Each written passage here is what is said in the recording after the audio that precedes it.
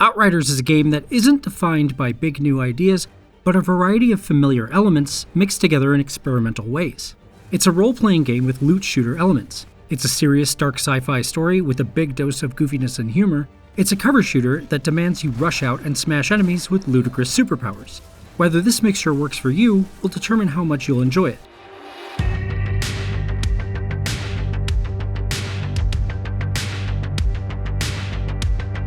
Though Outriders looks like a loot shooter live game, it's actually much more Mass Effect 3 than Destiny 2. Like in Mass Effect, RPG progression and cover shooting are much more important than chasing the next new gun. Outriders is a cover shooter RPG, with a hearty dose of gear progression, leaning heavily into an epic story told with tons of dialogue, cutscenes, and collectible lore.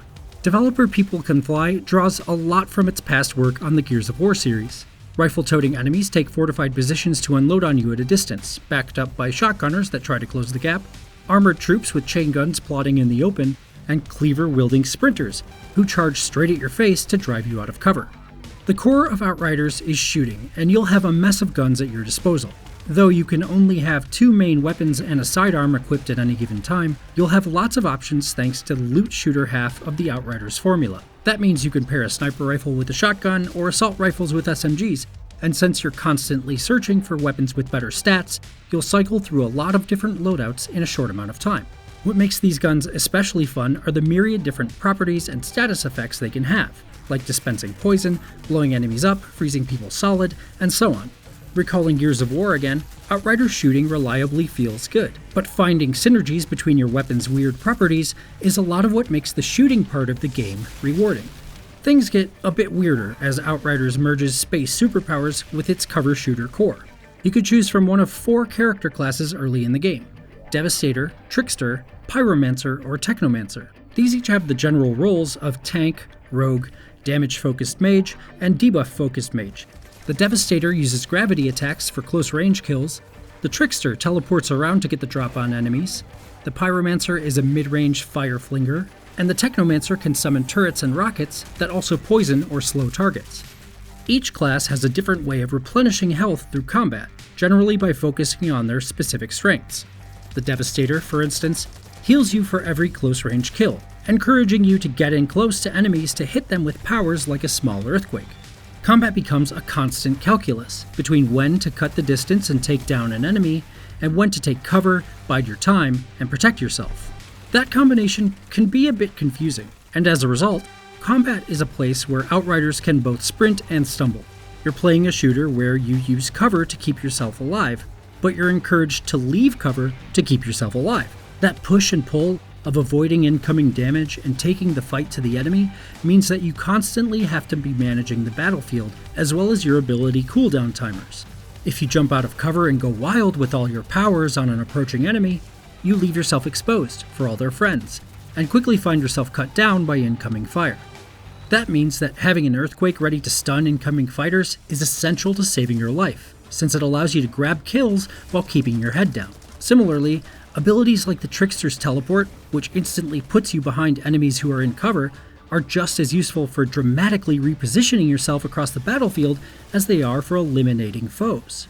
But you can rarely just go all out with your guns and abilities. You really have to think about where you are, where your enemies are, and how you can best eliminate them without exposing yourself.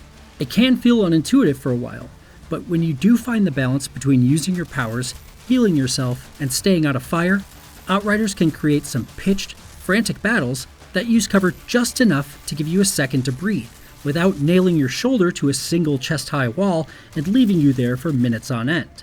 But there are also times when you'll find yourself surrounded or cut off, trapped between enemies, unable to kill anything fast enough, or escape the onslaught to save yourself.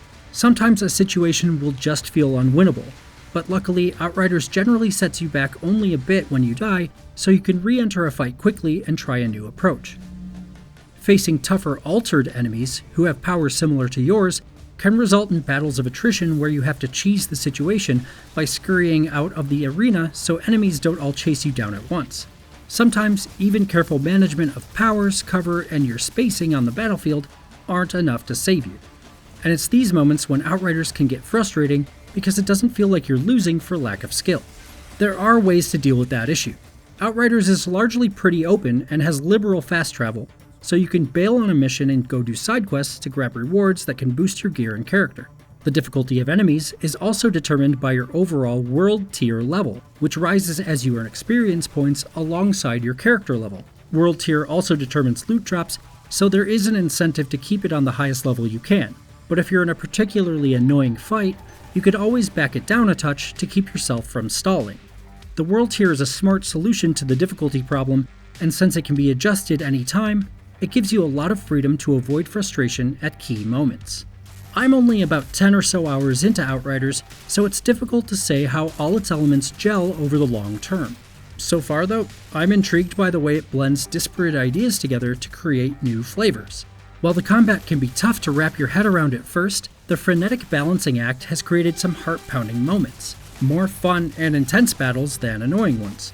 You can also play almost all of Outriders cooperatively, which seems like it could go a long way toward lessening combat irritations. And while I haven't had a chance to team up with anyone else yet, I can already see how powers, abilities, and gear might work together on teams to create fun synergies. Outriders' story also has me pretty hooked in. People Can Fly has obviously put a lot of time and thought into the game's lore, and there's a lot of interesting writing to be found in journal entries and side quests. What I'm liking most, though, is the unexpected mixture of desperation and humor. The planet Enoch is a war-torn hellscape where the last vestiges of the human race are literally ripping each other apart. The misery and torment of the situation is made worse by the altered, like your character, who basically have gained godlike power. How those people choose to use that power is an ongoing moral question, and I'm interested in the way the game is attempting to explore it. Coupled with the dark, serious, and gritty sci-fi take, though, are the moments of levity that make Outriders' characters feel human. Side missions in particular have you interacting with weird characters, like a drug-addled military commander or a vinyl-loving collector of Earth artifacts, and your character's attitude is almost always one of vague but funny annoyance at doing their small-scale favors. Come on, get out of there. You out of your mind? I ain't leaving this here shithouse until the sun's all the way up. I'm not waiting around here for the sun to come out.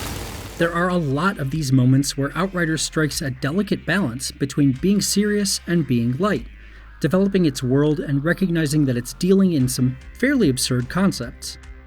These moments likely won't land for everyone. It can feel a touch edgelord at times, although rarely so far, and the tone can ping-pong between extremes, especially jumping off the main quest to explore side content. But those swings are also where Outriders excels if you meet it where it is. Its story is often funny but similarly intense. Its combat requires you to take cover and to charge. Its abilities make you phenomenally powerful but prone to overestimating yourself. If you can find the balance in Outriders, the RPG shooter finds ways to combine well-worn video game ideas into something new and fun. Whether those new combinations will carry it all the way through its seemingly expansive runtime remains to be seen, but I'm excited to see what still waits in the wilds of Enoch, and to smash it with seismic earthquake magic.